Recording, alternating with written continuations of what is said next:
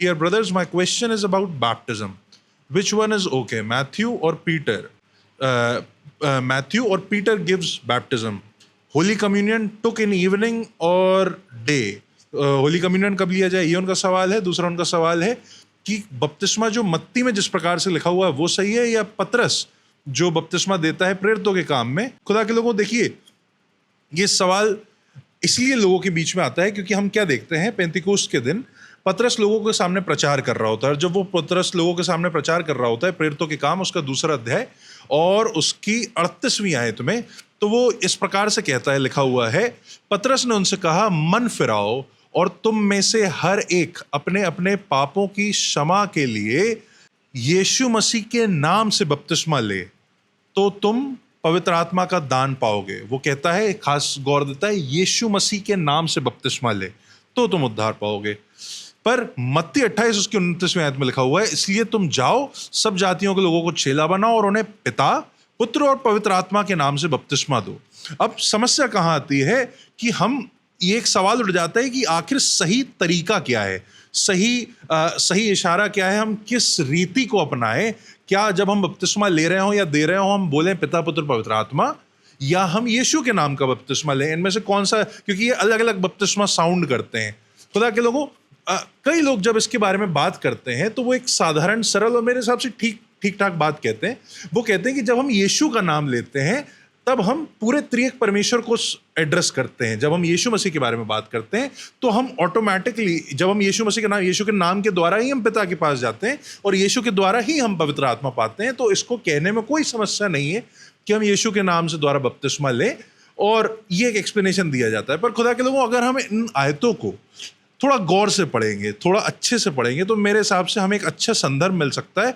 और हमारा जो, मुझे लगता है, जो एक बेहतर जवाब है वो संदर्भ में छुपा हुआ है. वो सवाल कुछ अगर हम देखेंगे तो हम ये समझ पाएंगे, जब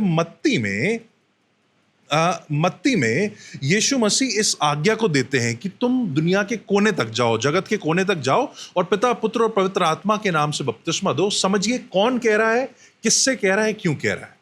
यीशु मसीह जो अब इस संसार को छोड़कर जा रहे हैं शारीरिक रूप से, वो इस प्रकार से कहते हैं अपने चेलों से कि तुम लोग जाओ. पूरे संसार को एड्रेस किया जा रहा है, पूरे संसार को, यानी हर प्रकार की जाति, हर प्रकार के लोग, हर प्रकार के जन आएंगे. जब वो इतने सारी जगहों पर जाएंगे, इतने सारे देशों में जाएंगे, इतने सारे लोगों के सामने जाएंगे, तब उनको यह आज्ञा दी गई है, पिता, पुत्र और पवित्र आत्मा के नाम से बपतिस्मा दो. इसी के कॉन्ट्रास्ट में, इसी के विरोधाभास में अगर आप देखें, पतरस जब उस दिन, पेंतकोस्त के दिन, इस बात को कह रहा है, वहां पे मेजॉरिटी में जूइश पॉपुलेशन है, यहूदी लोग मौजूद हैं. फर्क क्या पड़ जाता है? फर्क ये पड़ जाता है कि जब हम संसार की बात करते हैं, यीशु मसीह जब पूरे संसार के कॉन्टेक्स्ट में बात करते हैं, सिर्फ यहूदियों के नहीं, पूरे संसार के कॉन्टेक्स्ट में बात करते हैं, तो बाइबल इस प्रकार से बताती है कि ये संसार आशाहीन और ईश्वर रहित है. संसार आशाहीन और ईश्वर रहित है. इफिसियों का काम 2 अध्याय 12वीं आयत. मतलब कि उन्हें परमेश्वर की, सच्चे परमेश्वर का ज्ञान नहीं है. उन्हें एहसास है कुछ ना कुछ, पर उनको पास कोई आशा नहीं और उन्हें सच्चे परमेश्वर का ज्ञान नहीं. और इसलिए जब वो जाते हैं, वो इस बात को कहते हैं, इसलिए उन्हें आज्ञा दी गई है, पिता, पुत्र और पवित्र आत्मा के नाम से बपतिस्मा दो. वहीं जब पतरस यहूदियों से बात कर रहे हैं, यहूदियों ने, जिन्होंने वो ग्रंथ, वो शिक्षाएं ली हैं, वो पिता और पवित्र आत्मा के बारे में पहले से जानते हैं. और जब किसी के बारे में पहले से जानते हैं और आप उनसे जाके कहें पिता और पवित्र आत्मा, तो वो कहेंगे ये तो हमें पता है, इसमें नया क्या है. और इसलिए खास जोर दिया जाता है इस बात पे कि पतरस यीशु के नाम से बपतिस्मा देता है, क्योंकि वचन हमें सिखाता है कि यीशु के द्वारा ही तुम पिता और पवित्र आत्मा को पाते हो. तुम बिना यीशु के पिता के पास नहीं जाते. यीशु मसीह कहते हैं, बिना मेरे द्वारा कोई पिता के पास नहीं जाता. यीशु मसीह कहता है, मैं तुम्हें पवित्र आत्मा का दान देता हूं, जो तुम्हारे साथ जगत के अंत तक एक सहायक के रूप में रहेगा. इन लोगों को पिता के बारे में पता है, पवित्र आत्मा के बारे में पता है, पर इन्हें यीशु मसीह के बारे में नहीं पता. इन्हें यह नहीं पता कि कौन है वो सच्चा मसीहा, कौन है वो सच्चा मार्ग जिसके द्वारा इन्हें जाना है. खुदा के लोगों, मैं विश्वास करता हूं आप में से भी कई लोग जब कहीं इधर उधर प्रचार करते होंगे तो इस बात को समझते होंगे कि जिस कलीसिया को हम एड्रेस कर रहे हैं या जिन लोगों को हम एड्रेस कर रहे हैं, हम उस प्रकार से अपने शब्दों को बदलते हैं, अलग जोर देते हैं, अलग बातों पे अलग प्रकार का जोर देते हैं. क्यों? ताकि हम सही मैसेज दे सकें, सही बात सिखा सकें. और मुझे लगता है, मेरा भी विश्वास है कि ये समझदारी, एक्सप्लेनेशन ज्यादा बेहतर है, इसलिए क्योंकि हम इसी रूप से देख सकते हैं कि ये बातें कहाँ शामिल होती हैं। हम कई ऐसे इंस्टेंस देखते हैं जहाँ पे यीशु मसीह के नाम को ही ले लिया गया है। यीशु मसीह के नाम को इसलिए ले लिया गया है क्योंकि खुदा के लोगों, वो लोग बाकी चीजों को जानते थे पर यीशु मसीह के बात में, यीशु मसीह के काम में रह गए थे, पर उन्हें यीशु मसीह से पहचान करानी जरूरी थी। पर उसके बाद हम ऐसी भी कहानियां देखते हैं जहां पे पिता, पुत्र और पवित्र आत्मा की बात होती है। हम इसलिए ऐसा कहते हैं ताकि आप समझिए, जब हम जगत की बात कर रहे हैं, हम भी उन जगत में से एक हैं। हम यहूदी तो नहीं है, हमें पिता, पुत्र, पवित्र आत्मा के बारे में नहीं पता था। जब कोई व्यक्ति हमारे पास आता है, कोई अन्य जाति के पास जाता है, तो क्या उन्हें पूरी बात नहीं बताएंगे आप, या सिर्फ यीशु मसीह के बारे में बोल देंगे? पूरा ही बताना पड़ेगा ना, क्योंकि अब हम यहूदी समाज से बाहर आ चुके हैं। हम दूसरे गैर जाति लोग थे जिन्हें यीशु मसीह के द्वारा वापस जोड़ा गया है। तो मेरा मानना है, खुदा के लोगों, अगर मैं सीधी सरल भाषा में इस बात को आपके सामने रखूं कि अगर आप ये पूछते हैं किसका, जो सवाल पूछा गया था, किसके हिसाब से कैसा बपतिस्मा देना चाहिए, ये बताइए हम में से कौन है जो पिता को जानता है, पवित्र आत्मा को जानता है? कोई नहीं हमारे समाज में।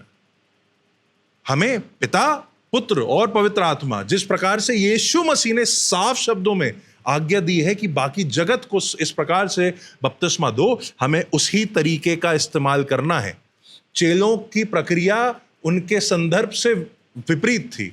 हम चेले जहां जा रहे थे, जिन लोगों से बात कर रहे थे, वो अलग जगह थी। यीशु मसीह ने एक अल्टीमेट आज्ञा दी, और इसमें पूछने वाली बात क्या है, यीशु मसीह ने एक अल्टीमेट और एक प्राइम आज्ञा दी है। वो आज्ञा हम सब पर उसी प्रकार से लागू होती है। चेले किसी का नाम छुपा नहीं रहे थे, चेले पिता को या आत्मा को कम नहीं रख रहे थे, वो बस जिस जगह थे उस हिसाब से बता रहे थे। उसी प्रकार से हम जब जाते हैं या हम जब सीखते हैं, हमें पिता, पुत्र और पवित्र आत्मा के नाम से बपतिस्मा लेना भी है और देना भी है। खुदा के लोगों, मुझे लगता है कि इस बात को आप समझ पाएंगे, क्योंकि इस बात को जानने, खुदा के लोगों, परमेश्वर का वचन इस बात को हमें स्पष्ट बताता है कि जब हम उसका बपतिस्मा लेते हैं तभी हम यीशु मसीह में गाड़े जाते हैं और जिलाए जाते हैं। और ये आज्ञा हमें स्वयं यीशु मसीह दे रहे हैं। हमें इस चीज़ को जानना है, यीशु मसीह का पवित्र वचन हम सबके जीवन को बदलता है और हम सबके जीवन को छूता है, और इसलिए वो जिसने हमारे जीवन को बचाया, हमें उसकी आज्ञा को पूरा करना है। कुछ समय पहले भी हम बपतिस्मे की बात कर रहे थे, और मैं चाहता हूं हम उस बात को फिर से गौर दिलाएं। बपतिस्मा अहम है। इस सवाल का जो दूसरा हिस्सा था वो ये था कि क्या होली कम्युनियन जो है वो हम शाम को लें, दिन में लें, कब लें, क्या सही समय होना चाहिए? खुदा के लोगों, एक सीधी सरल भाषा है, जब आपका पासवान आपको दे, जब आपकी कलीसिया में होली कम्युनियन हो रहा हो, कृपया करके उसे शांति से कलीसिया के साथ मिलकर ले लीजिए। अकेले मत लीजिए, इधर उधर मत लीजिए। अगर आप बीमार हैं, आपके पासवान आके दे रहे हैं, तो एक अलग कहानी है। इधर उधर मत दीजिए, क्योंकि हमारे पास क्योंकि ये हमारे पहले, हाँ मैं ये मानता हूं, अगर आप ऐतिहासिक रूप से पढ़ेंगे तो आपको ये समझ में आएगा कि पहले के समय में यीशु मसीह ने जब पहली बार अपने चेलों को वो फसह दिया था, अपने चेलों के साथ भोज किया था, वो शाम का वक्त था। लेकिन ये कोई नियम नहीं हो गया पुराने नए नियम में कि नहीं, यीशु मसीह ने शाम को दिया तो आप भी शाम को ही दो। ऐसा कुछ नहीं है, ऐसा कोई नियम नहीं है। कलीसिया ने कई समय तक शाम को मनाया, पर फिर धीरे धीरे कलीसिया ने, ऐतिहासिक कलीसिया ने ही इस बात को ग्रहण कर लिया था कि वो अपनी कलीसिया के समय जब भी वो इकट्ठे होते थे वो ये करते थे। वचन हमें साफ बताता है, जब भी इकट्ठे हो ये करो। आपका समय नहीं बताया गया कि इस वक्त करो, इस वक्त करो। तो आप जब भी अपनी कलीसिया के साथ इकट्ठे हो, जरूर से इस बात को लें, परमेश्वर के लहू में भागी हो, परमेश्वर की देह में भागी हो। परमेश्वर आप सभी को आशीष दे।